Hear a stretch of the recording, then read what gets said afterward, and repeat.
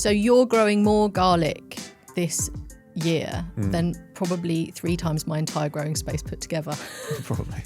Yeah. It involved a ladybird and a urinal, that's all I'll say. We won't be forgetting that one for sure. It's good. Quite drying of the mouth, isn't it? I was just thinking that as I was trying to swallow it. Yeah. Oh, that sucked all the moisture out of my mouth. I'm Martha Swales of Marf's Kitchen Garden. And I'm Jamie Walton, otherwise known as Nettles Petals, and this is Homegrown, our very own podcast. If you don't know us, we're both passionate gardeners with very different backgrounds.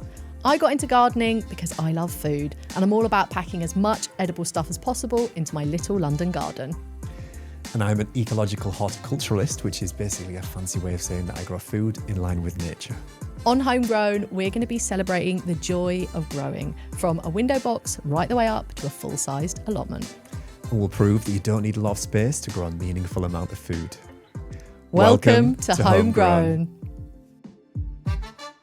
Jamie, we're back in the studio for our first official episode of the podcast. We did do a pilot recently. We've sort of come dressed as each other, I think, today. We're matching. And autumn. We're sort of We didn't plan merging it, into... though, did we? We didn't plan it. It was just autumnal colours. So this is our first official episode, but we did shoot a pilot. Yeah. So in the pilot, we did mention kind of why we wanted to start a podcast and what we were trying to achieve. So I think because this will be the first actual episode, we should maybe mention those things in this one too. Yes. Although you can check out the pilot, which is available. We're doing the big fanfare about this episode, but we have sneakily put up the pilot as well. We both wanted to create a podcast that we'd want to watch ourselves, right? Yeah. You called me up and said, should we do a podcast? This was about 6-8 months ago, and I can't believe we're finally here. What we hopefully do on our content is bring a wider audience to particularly food growing, I think is what we're both really into. Yeah. And, you get 90 seconds on a reel. Yeah, so it's not a lot of time. It's hopefully get a chance to share a bit more of the everyday with you. And also, rather than it just being, I guess, strictly gardening, there's lots of other kind of facts and stories and history, I think, that we want to bring into it as well. So you don't have to run out into the garden and immediately do everything in the podcast. You can just pop it on and have a listen. Yeah. In the winter, indoors. Get a cup of tea, something warm. Yeah, we're going to be doing episodes every week. And we're going to have different themes, aren't we? So today's episode is about October, but we are also doing episodes on different kinds of vegetables, on different kind of growing methods. We'll have guests sometimes. Yeah, got some exciting ones lined up too, haven't we? So today we are talking about October because it's the beginning of October and an autumnal month. What does October look like in the garden for you up in Yorkshire? Frosts now, by the looks of it. But That's it. yeah, frosts. I always plan for it to be downtime. A little bit of bed prep and things such as that. A lot of preserving and preparation for kind of winter, really. It's kind of last time to be able to kind of fill beds so that they're not empty for the winter. But we'll get into that in a bit. So we're going to cover everything that we're doing kind of in October in this week's episode, aren't we? So what we're planting, harvesting, eating. You're going to talk a bit about veg bed prep. I am going to talk a bit about Halloween because it is October. So yeah, lots of stuff to get through today. Should we get cracking? Yeah, let's do it. In our pilot, you put together a few beautiful words and I said, is it a haiku? Kind of summarising the month ahead. That's correct, yes. So our first episode was about September. So I asked you to do a haiku. Have you brought a haiku with you? I have done. I've created my first haiku just for you. Oh, I feel very special. Thank you, Jamie. But I'm going to have to look in the book. There you go. So this is a haiku about October. Gold leaves drifting. Beds rest under mulch and seed. Roots dormant in the soil. There you are. October in a haiku. Very nice. I'm a big fan of this time of year and getting indoors and getting tucked up and the garden getting a bit quieter and just doing a little bit of tidying and having time to kind of plan and get cozy. So every week we're going to start with a little bit of trivia or a quiz. This is the sort of thing that I love. I've put myself down to write most of these over the next few episodes. Yeah.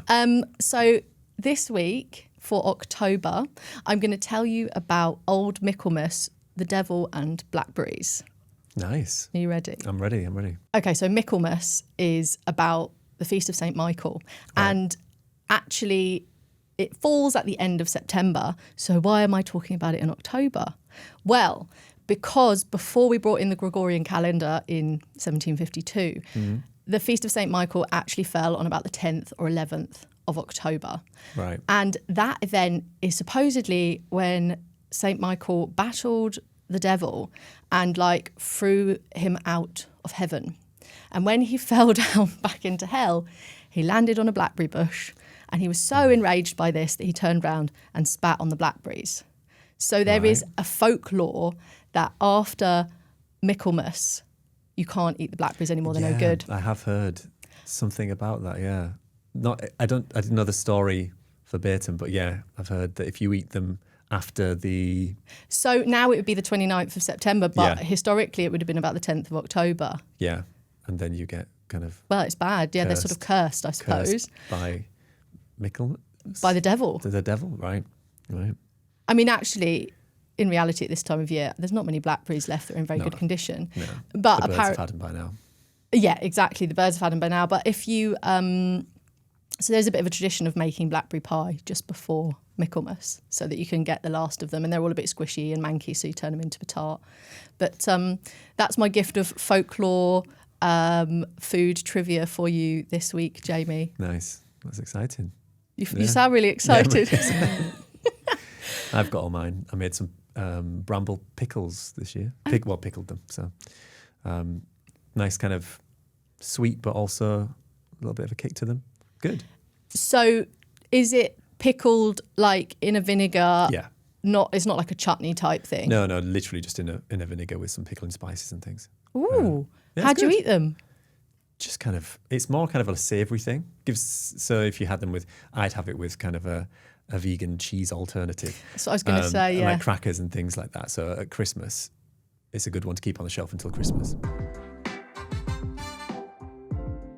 Okay, so we're going to dive into October, and we have got pretty different gardens, haven't we? Yeah, pretty different. Yours is in London. Mine is tiny, and it's in London, and yours is like... massive, and in North Yorkshire. It's not necessarily my garden, it's a community garden space that I'm setting up. I do have a small garden myself, and a balcony now, actually. But then, yeah, the main garden that I'm gardening or setting up is an acre.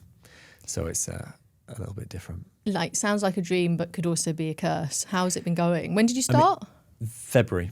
So it's been a curse this year because of the water situation, because we don't have mains water access. So I set water catchment systems in February, and then we didn't have any water. We didn't have any rain. It's been so dry from this year. Kind of February until more or less September. Yeah, and then it bucketed down, and then the sun came out again. It's been... Yeah, and then we've had frost. But... so it's been a challenging year, but it's been good too. I've enjoyed it. We've had quite a lot of produce that we've been able to donate and things. So yes, that's it, isn't it? So you're giving away the produce to the local area. So yeah. I mean, that's always been a bit of a dream. I remember you telling me that a little while ago before you even started that was something you were really hoping to be able to do. So yeah, so it's been great. It's kind of a setup year. Next year will be the first full year, I think. That's what I say. We'll have every year. That's what I say every year. I'm like, next year it's going to be absolutely fantastic. As I'm looking at the kind of destruction at the end of the year. Yeah, but it's nice because it offers us. We can talk about small spaces, bigger spaces, and so hopefully between us we'll have a space that's similar to whoever's listening. Yeah, I think we definitely can cover pretty much every kind of growing. Like I've got a little indoor grow light shelf, I've got windowsills. I have a little garden that's 5 by 8 meters. Half of it's patio, so there's lots of window boxes and containers, and then a little veg patch and a little greenhouse. And then I've also got a couple of beds that I got this year in a community garden as well. So hopefully there should be something for everyone. And on that note, we're going to get stuck into October and what we're doing in each of our spaces. Yeah, well, I think for me it's a lot of harvesting and then preserving some of that too. So it's going to be interesting preserving the things for the community fridges, but nice too. So, well, obviously a lot of quantity, so kind of making a lot of tomato sauces, chutneys, things like that. So, but big batches, which will be quite cool. Jamie is a vegan. I eat everything. And as we discovered in the pilot, Jamie doesn't like a lot of foods. Yeah. He has become... I don't not like them. I just don't love them. I think there's a difference. My background is a TV producer and director, and I make food shows, and I have done for a long time. And now I kind of do it a little bit alongside all the gardening and writing books and making content that this world we've fallen into. So I definitely came into gardening from the food side of things, and I love cooking with the produce. I enjoy kind of like processing it and preserving it. But yeah, not necessarily. I don't have a lot of time either, really. Do you know? I mean, I do. I could make it, but I just don't. But yeah, lots of preserving this month, drying, making sauces, red cabbage. I'm going to get told off for this because red cabbage sauerkraut is not called sauerkraut. It's got a different name. But, for the purposes of understanding that, I'll be making a big batch of that. I don't actually have enough red cabbages that I grow, but I like making it in the winter. So that's a lacto fermentation with salt. I've got a lot to actually. Mine made it through. I kind of sacrificed them to the caterpillars, gave them as an offering, and they've kind of grown through it, which is they're a little bit holy, but they've done pretty well. That's good. Yeah, need to support the butterflies, and it was just becoming because generally if you grow purple varieties of brassicas, in theory, they should be less attractive to butterflies because generally caterpillars are green and they can be seen against the purple. So, and then if you interplant with herbs and things like that, then they should deter. But yeah, my red cabbages didn't get eaten either. They're one of the only things that survived, and I just sacrificed everything else to the caterpillars, which have been big this year. Okay, let's talk about what we can plant in October. Garlic comes to mind. I've just ordered mine. Have you? Yeah. I still need to order mine actually for the community garden. How many garlic are you going to be planting this year? A lot. I plant them in the tunnel as well, because you can kind of leave them if you strategically plant them in the polytunnel, then they'll grow up, and you can interplant next year's kind of tomatoes and things whilst they're finishing. Yes, that makes sense. So I have the polytunnel full, not full, but a lot of them in the polytunnel, and then probably 4 beds outside, I'd say, and they're kind of 12-metre beds. So you're growing more garlic this year than probably 3 times my entire growing space put together. Probably, yes. I'll be planting just probably 8 bulbs. So for those of you that are new to growing garlic, you order bulbs of garlic usually on the internet or in a garden centre. I would not advise going and buying them in the supermarket because they can carry plant diseases, which are incredibly persistent and will then be in the soil for a very long time. And you also don't know what variety you've got and if it will do well in the climate. No, and often this kind of supermarket bought garlic is shipped over from China and sprayed with all sorts of bits and bobs, and it's not necessarily what you want to be growing. Exactly. Much cheaper, generally, than much if you buy. cheaper. But yeah, I think you get what you pay for. But basically, it's very straightforward. You break up your bulb and you space out your cloves, and each clove will grow into a whole new garlic. And I do about 10-15 centimetres gap. Yeah.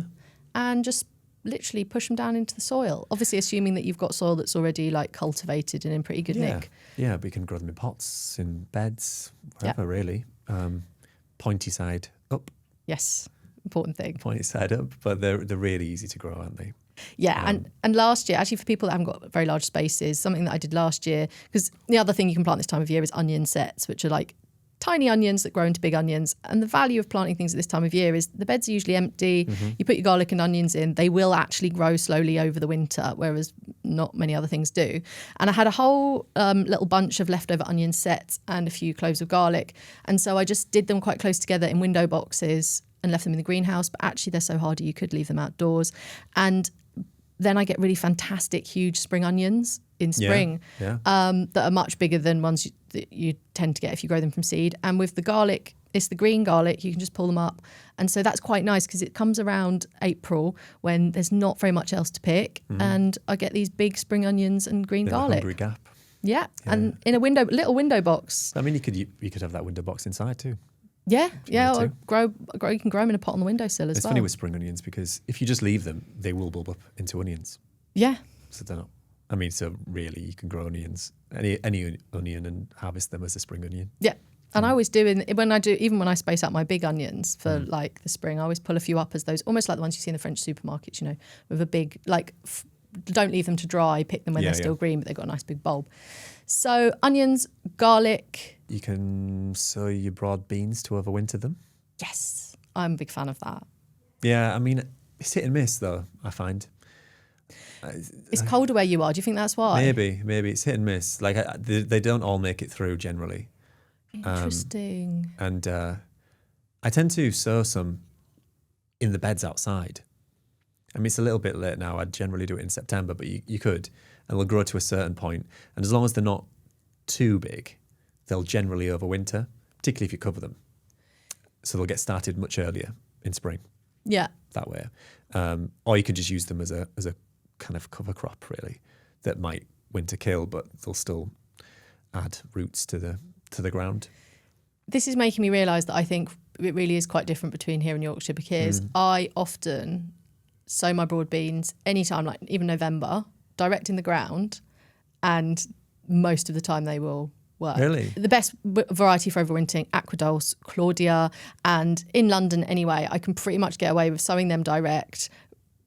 October, even November, they'll just grow really slowly. If there's a really hard frost, it will burn them a little bit. Yeah. And I mean, I'm talking about, I haven't even covered them in fleece some years, and they'll still come through. They'll often send up new shoots, even if the top gets frosted. And it just means you get something so much earlier. Yeah. I did do a whole tray. The other thing you can do is keep them in the greenhouse and then plant them out in spring, can't you? And they were so leggy by the time I planted them out. They looked utterly pathetic. I was like, I'm going back to planting them direct. But yeah, it's worth trying if you live somewhere more mild. And obviously, hopefully, people are listening from all over the place. Yeah. So, we have different climates between me and Jamie. But if you're a bit further down in Europe, if you're in France or Spain or parts of America, I'm sure you could plant your broad beans and they would be fine over the winter. Definitely. So as well as vegetables, we can also sow other kinds of bulbs. Spring bulbs. Yes. Now's a great time for that. I enjoy this time of the year, though, for planting spring bulbs. The community garden, probably going to plant hundreds, if not thousands, I think. Yeah, it definitely, for me, is always like a very good thing to do as you're going into autumn, because it's the hope of the next spring. Yeah, no, definitely. So you're going to be doing a big bulb planting on the community garden. Yeah. What, have you done your order? What's top of your list? I do an order of mixed. Daffodils are kind of probably the kind of most well-known, probably the most popular spring bulb, right? Yeah. But I don't like them that much. I mean, they're okay, and I like seeing them because it's kind of the hope of the year ahead and the season ahead. But they flower and then they're just there. And you kind of have to just leave them if you want them to grow back next year. I often just tie them up, so just because all the leaves just kind of hang there, don't they, for such a long time afterwards. Daffodils are grown, say, like in a pot or in the garden on their own. But if you plant them with other things, then you kind of mitigate that, because at least things come before them, things come after them. So if you plant things in the same space as them, so like in a pot or outside, they become more tolerable. Oh, do you know what? I just love a daffodil, and I think they're just so jolly, and I think there's actually a great deal of variety. I am a big fan of scented daffodils, and I think people don't realise that you can get daffodils that smell, and some of them smell really beautiful. Pheasant's eye is one. That's a big white daffodil that has a very tiny little red trumpet, sort of orange tinged trumpet. And then I had one, Hunter Sunrise was a new one this year, which was yellow with like a pale yellow trumpet and just the most beautiful smell. So I'm very like, if a flower smells really good, it's going to the top of my list. Yeah. I haven't dabbled with the scented ones that much. Well, there you go. So I'll have to give them a try this year. Branch out from the ones that when you were at school, they let you plant up and take home in a pot, Yeah. you know. Yeah. Well, there's absolutely loads of different bulbs to pick from, obviously, at this time of year. You've got tulips, alliums, muscari, which is the grape hyacinths. You can do irises, daffodils, crocuses. I'm probably going back around again here. But perfect way to plant them, and you see this absolutely everywhere on social media this time of year, is the bulb lasagna. Lasagnas, yeah. I've posted about this. Oh, me too. I put it in my book. Oh, really? Yeah. They're a fun project, though. If you've got a small space, it's great. They just are really, and they're really accessible because bulbs are everywhere. All you need is a pot and some compost, and like it fits in any space. It was the first thing I did in my garden because we moved in like September. Didn't touch the garden really until the following spring, apart from doing the bulb lasagnas. And I was so happy I did them. Yeah, and it gets so. I suppose that overcomes the daffodil issue, because then you've got multiple bulbs flowering throughout spring. So after the daffodils have flowered, you have something else. Yeah, so tell us what a bulb lasagna is, although I can barely imagine anyone doesn't know at this point. It's been so saturated. But you see, essentially you're layering them in a pot. So you start at the bottom with the larger, say like alliums or tulips, and then you layer up basically. So you kind of leave an inch or so between the lower bulbs, and then you layer them. So you then go up to, say, like daffodils, and then with the top ones being things kind of like your crocuses. But you can mix kind of, I think in mine I had maybe 8 different types of bulb. Oh, yeah, you can. And I did a really big one as well. You can just keep, and it's amazing how far also ones at the bottom can get to the top. So you can do a lot of different layers. Or you can mix it and say in the top layer, you could do crocuses and muscari together. And like they can be all planted on the same level just all together. So definitely one to go out and do. Great to do with kids as well. Yeah. It's one of those weird crossovers, I think, even though we mostly grow food. It's like those nice little projects that are flowers that, because I'm mostly about, and I think you are as well, growing things that are useful. And really, there's not much you can do. I mean, you can eat tulips, actually. Yeah. But apart from that, petals, there's not much else you can do. They're just pretty, but it's still a project that I do every year. Yeah, most of the flowers I grow have kind of a multifunctional. Yeah, same. You can eat them too. And but yeah, I suppose they're good for early pollinators. So every week we're going to have a little topic each, aren't we? As well as our chatting about everything garden related. I tend to favour sort of, I suppose, a little bit of whimsy and folklore, and a bit of about traditions and or history. Martha's History Corner. So I'll be getting to that, or a bit of science actually. Yeah. I just like to go off and do a bit of homework and come back and share it. Jamie, you I don't like homework as much, so. If we were kids in class, what would we be? Yeah, I actually hated school, so I would. Me too, and particularly homework. And both of us having ADHD, I think we probably kind of... It was a complete nightmare. Yeah. It took me so long to learn to read. I was just always like, oh, I'm so tired. But you, I think, have so much more space, and your background as a professional gardener. We're going to dive a bit more into some of the garden maintenance. Mm-hmm. So what is your topic this week, Jamie? My topic is not leaving the beds empty. So whatever beds you have, whether that's a small allotment or a larger garden or just a greenhouse, I suppose, ways in which you can keep the beds full throughout winter. Well, I've got some empty beds. Tell me, what can I... Yeah. So do you have anything in the beds at the moment? I just pulled out a load of courgettes, and do you know what I have put in? I'm battling with my cat who keeps climbing in there. I've just put in some little plug plants of mustards and winter radishes that I'd grown in the greenhouse. And then, but I've got loads more stuff to pull out because obviously this time of year I've got to pull all the sweet corn out, all the pumpkins out. So I'm going to have... crops are finishing. Yeah. So there's multiple things you can do, I suppose. One of them is having things that you're going to harvest. So things that are hardy. I mean, if you've already kind of got, say, purple sprouting broccoli, kale, things like that in the ground, then they'll overwinter. You can have your hardy kind of like claytonias, winter purslane, some of your kind of pak choys and things like that, endive. So you can have actual plants in the ground growing that you're going to harvest. They won't grow too much over winter, but if you've got a polytunnel or a greenhouse, they will generally. And particularly if you have a polytunnel or a greenhouse, you have the beds full, and then you also put fleece over those beds. You can grow even more in there, and the wool actually grow rather than it. Because I think with your things that are outside, generally they become a bit of it becomes a freezer rather than they don't really grow that much. So obviously this time of year, pulling loads of things out of the garden, and there's lots of empty spaces. But why does it matter to make sure that there's something on top of yours or in your soil? Because this time of year, obviously, I think people are just used to the idea, end of the season, veg garden just goes to sleep, pull everything up, leave it, come back next spring. But that's not what you're saying. You're saying we want to put things in it. Yeah. So either put things in it or on it.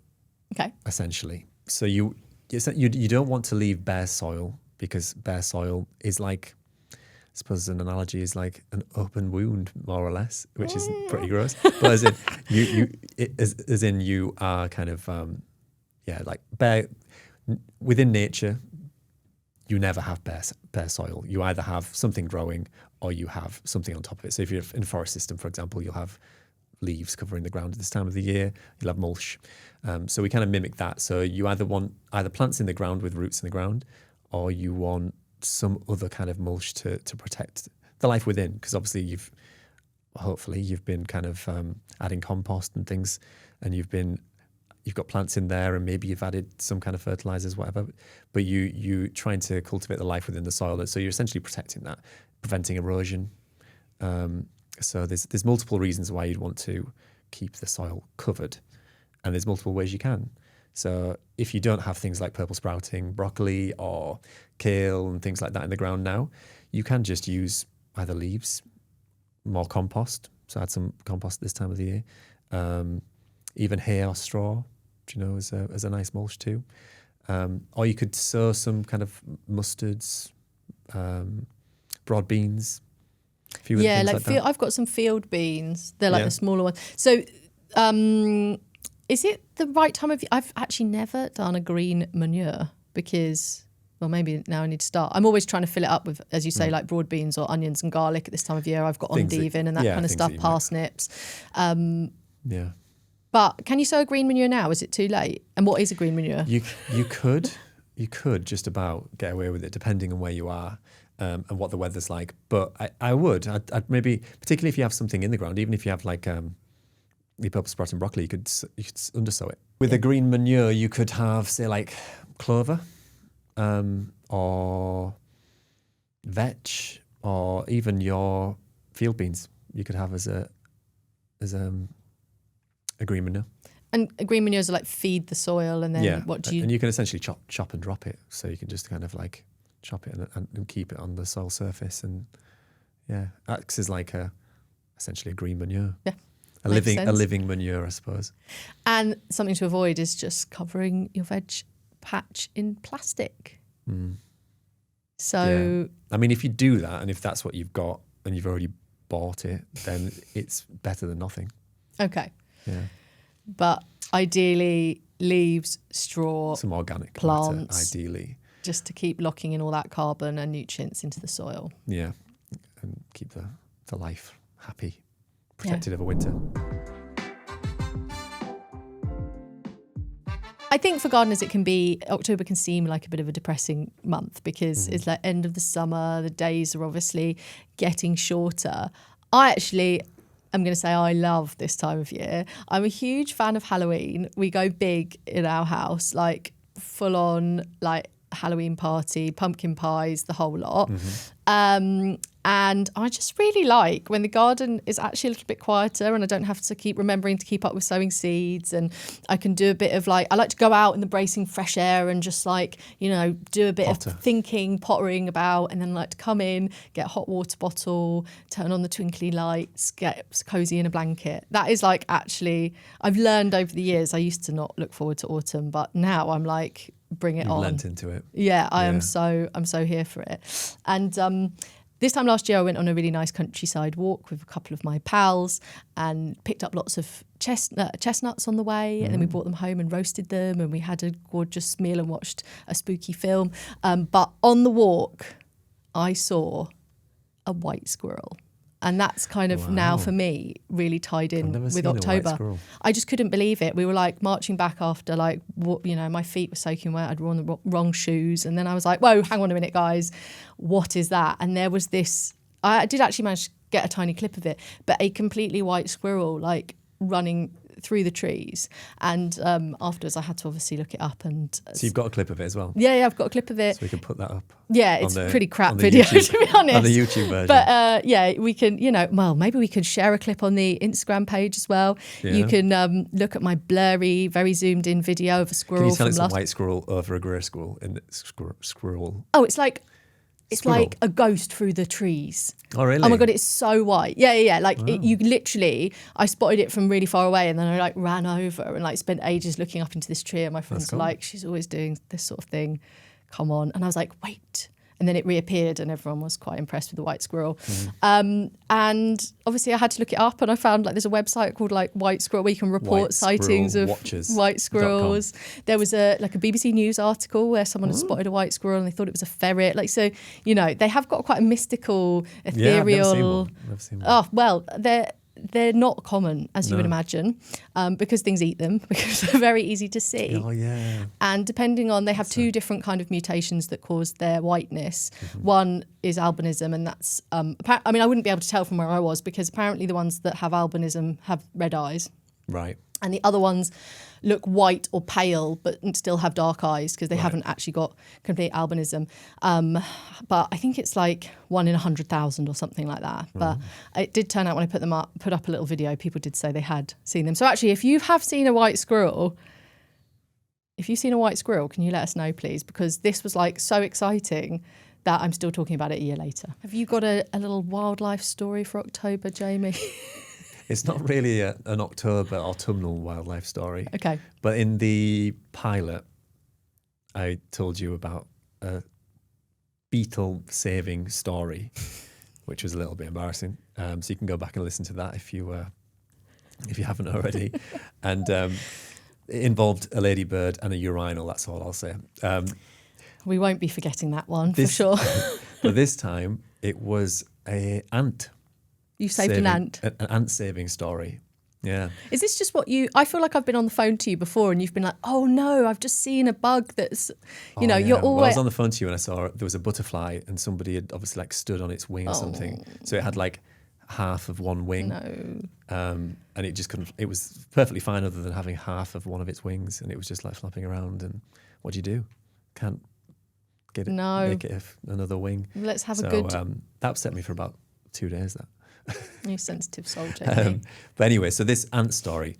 So I was in the park, sat on a bench, and there was a lot of ants. I didn't really notice them until kind of towards the end of the bench sitting.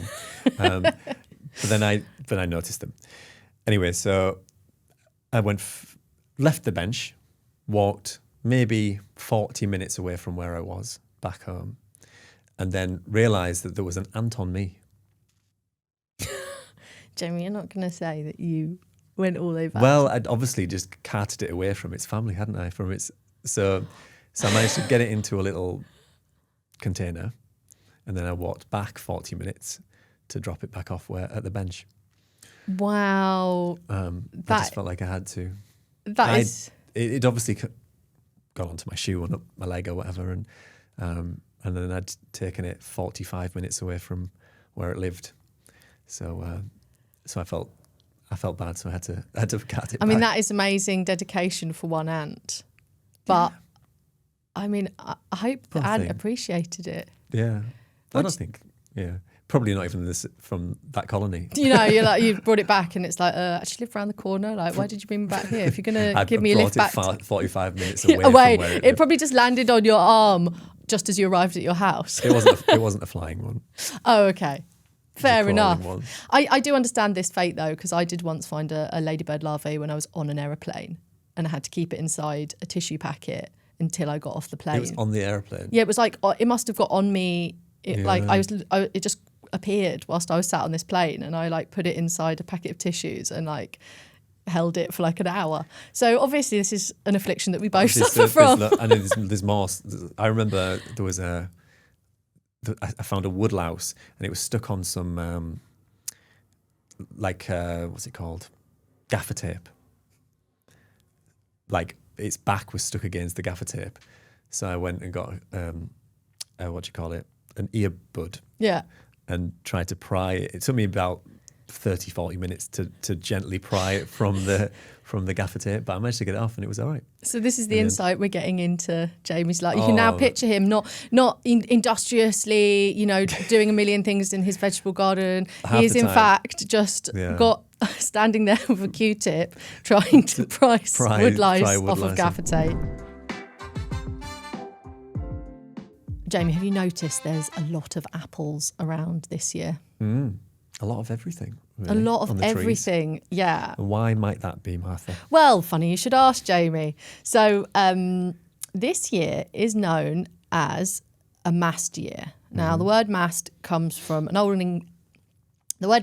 like Old English to do with beech nuts and acorns, essentially. It now kind of refers to all of the kind of fruits, nuts and seeds that you get from trees, pretty much. And I was thinking about this recently because I went on a little camping trip to Kent, and I was walking around and the hedgerows were heaving. There was sloes, there was elderberries. I made elderberry syrup. You did. There was blackberries. There was just absolutely huge amounts of everything. And then I came home and Mum and Dad had been given bags of apples by 2 different people, and then Dad gave me more apples from the allotment, and everyone who's got a garden or not seems to have apples absolutely everywhere. So I was having a bit of a look into it, and I think I'd heard of this before, but the idea of a mast year is when there is just a huge abundance. Yeah.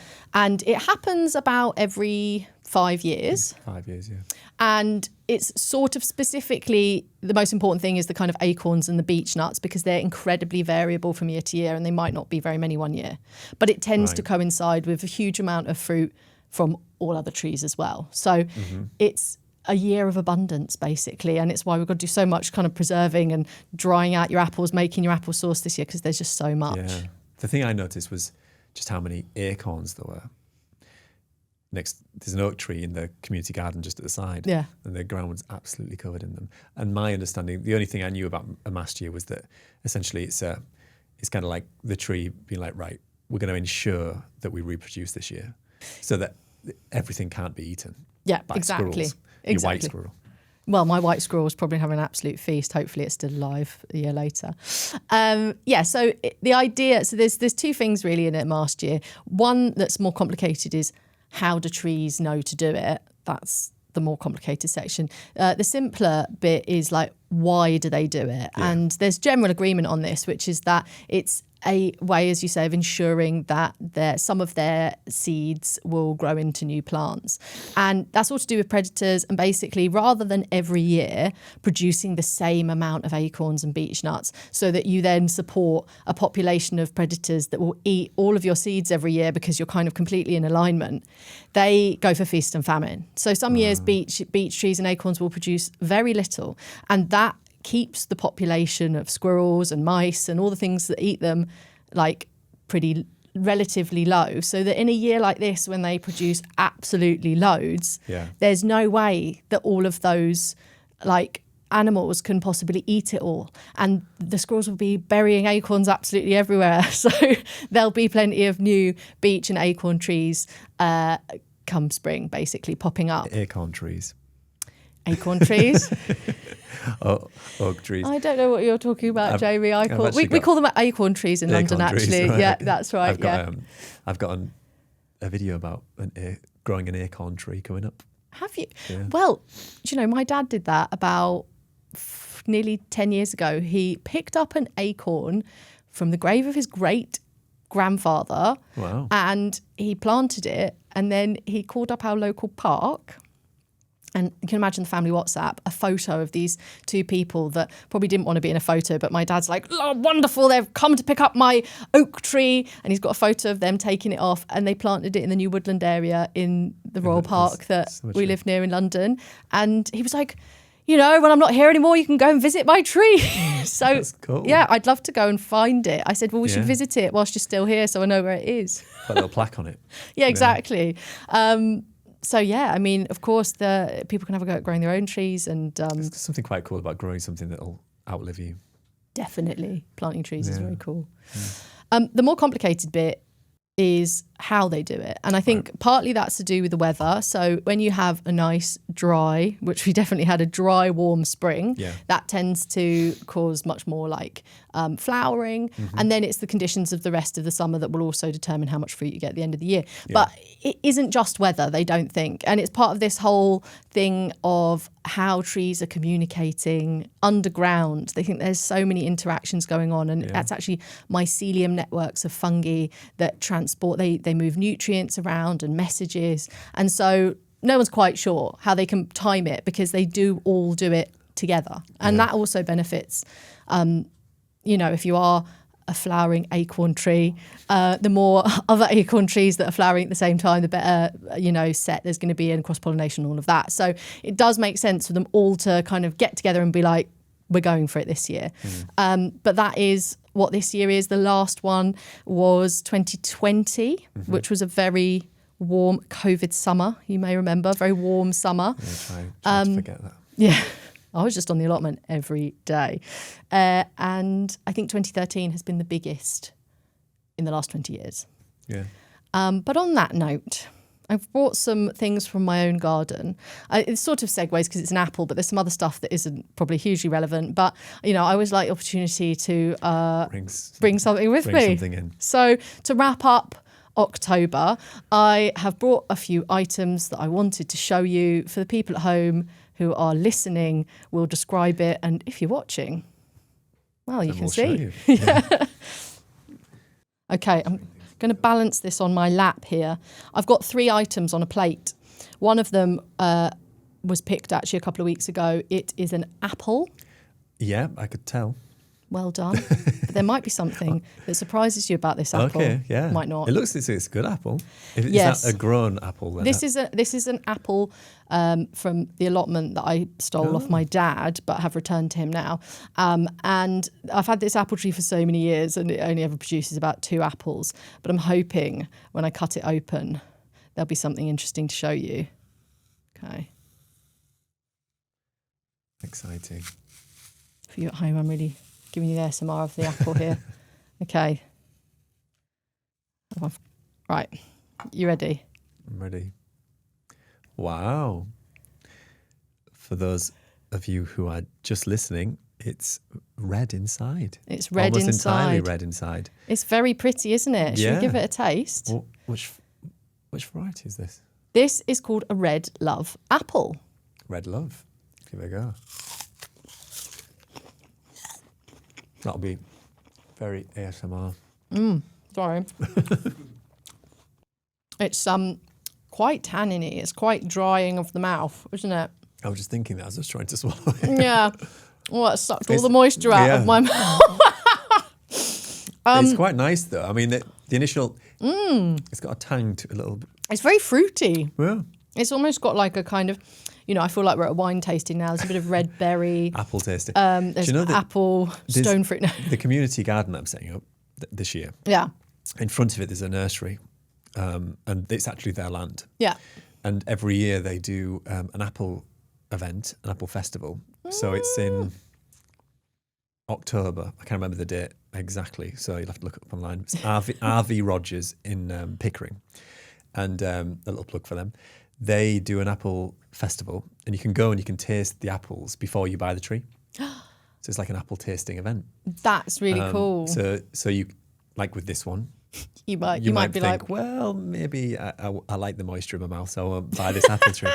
But you can, it's great. So you can just go and, because there's nothing worse than growing an apple tree for like 5 years and eventually getting some apples and then being quite like, rubbish. They're not nice. No. So being able to go and try them, and they have so many varieties. Ones that have they've got the I think it's called the Isaac Newton. Oh, what, the apple that fell on his head? Supposedly the variety of apple tree. Yeah, that's cool. And all sorts of different types, and a couple of my favourites are Discovery. Yeah. And Lord Lamborn. Well, actually, it's funny you should say that, because I saw just this morning on Instagram that if you're an RHS member, apparently you can send your apple in and they'll identify it. Oh, yeah. And because it's been a huge apple year, they've been inundated with more apples than they've ever had before, because everyone's like, what's this? And then they get specialists to identify all of these, like, and they're like finding really rare and interesting historic varieties. They do the same at the festival. I took mine there because the kitchen garden I managed in Sands End, they had an orchard there that had been there since Victorian time. So cool.